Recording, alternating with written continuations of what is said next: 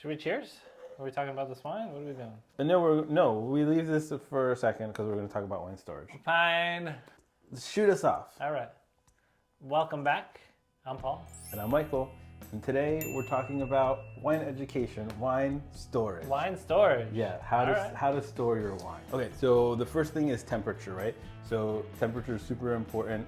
You don't want it to be too hot, because if it's too hot, there's a process called maderization, which is basically like cooking the wine, and it turns it into vinegar. Okay. So if you've ever tried a wine and you're like, ooh, it's vinegary, Yeah. it was probably stored too hot. If it's too cold, there's some water elements into wine. It can freeze, the cork can explode, and the whole thing. Okay. So 55 degrees Fahrenheit is usually like the best temperature to store a wine. Okay. Next is humidity, right? If it's low humidity, you're gonna dry the cork out. It's gonna get too much oxygen. The cork is gonna shrivel. You get too much oxygen, and it's gonna oxidize. Okay.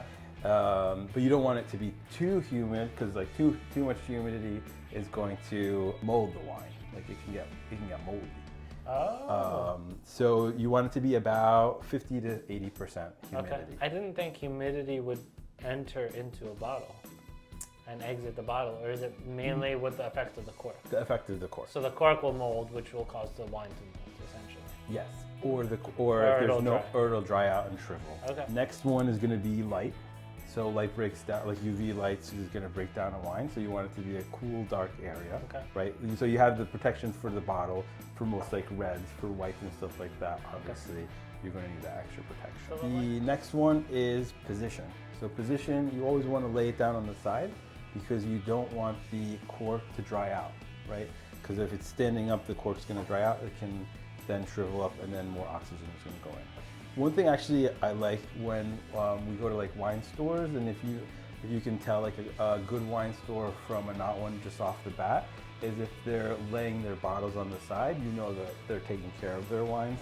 Okay. I don't think I've ever seen a wine store that has all of them laying down. Oh, no, like, but I have seen them all of them standing up, right? Like the grocery store yeah. and stuff like that, for sure. The last one is going to be odors. So you want it to be an odorless area, because the cork can absorb odors. So if it's like a musty basement or a musty garage that you're storing it in, that can impart flavor into the wine. So my dad actually, he stored a case of 1999 Beaujolais from France in the basement. It's a French wine. You're supposed to age it. I don't actually know if you're supposed to age Beaujolais. Okay. But we tried one time. It was awful. I think because the basement also is like, it's a basement, nobody goes down there. It's not a finished basement, so it's a little bit musty. So I think it wasn't the right environment. It was also in a wine rack on its side, but in front of windows. So it got, so the sunlight. So the sunlight, probably destroyed it. Okay.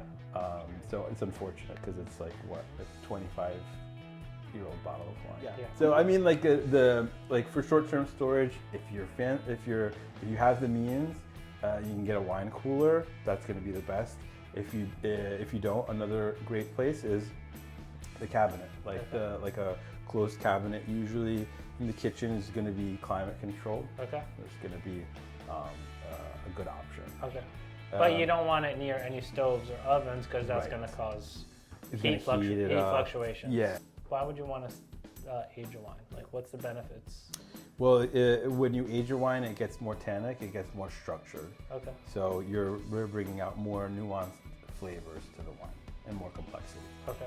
When it's younger, it usually is not going to show those. Okay.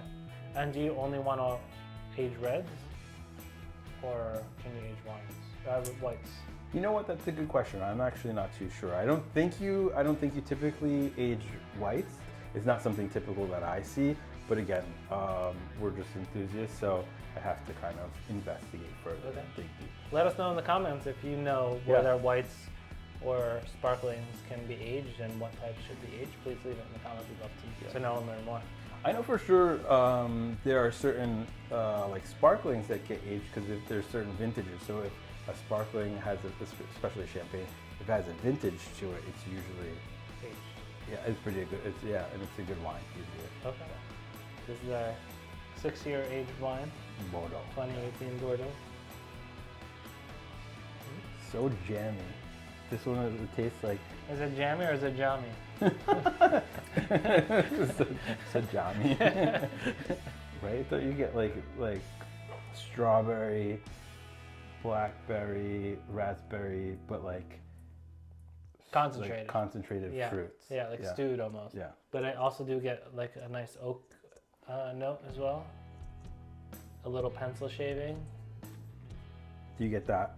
Yeah, that's the pencil shaving. Essence. The cassis. It smells really nice. Shall we dive in? Let's try. Cheers. Really nice. Yeah, lighter than I expected it to be for Bordeaux. I don't know. I don't think to me. I think it's interesting because it smells sweeter than it tastes. It's pretty dry, which I like. It's very dry. It like your palate just completely, all the moisture gets sucked out of it. Yeah. It's And like maybe it just needs a little extra time. You think? We're breathing. Because it'll change over time. Yeah. Oh, you mean of aging? Could be. Yeah. It definitely could have a little bit more tannins to it. Slightly acidic. Touch of leather, just a touch. But I'm used to Bordeaux kind of being a little bit more rounded on the palate. This is not as like You think it's lush. more acidic? Lush. Yeah, slightly more acidic. Do you disagree? I don't find it to be that acidic, honestly. No, I'm not saying it's overly acidic, but it leans more towards acidic than rounded and. But I like it. I think it's excellent. it will cut through something fatty. I would like a ribeye or something. Okay, I would pair this actually with like a pasta dish, or a like a pasta with meat dish, or a ragu. Yeah, or a ribs or some type of pork platter. I think could pair with A sausage. A nice spicy Italian sausage. I wish this had like more pow right in the kitchen. Well, let us know what you guys think about wine storage. If you guys have any other tips, or suggestions, and comment, like, subscribe if you can. It really helps our channel. And we'll see you next time. Cheers.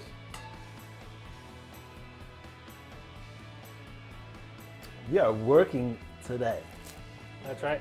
Raise a glass and shake that. Shake that toe feather.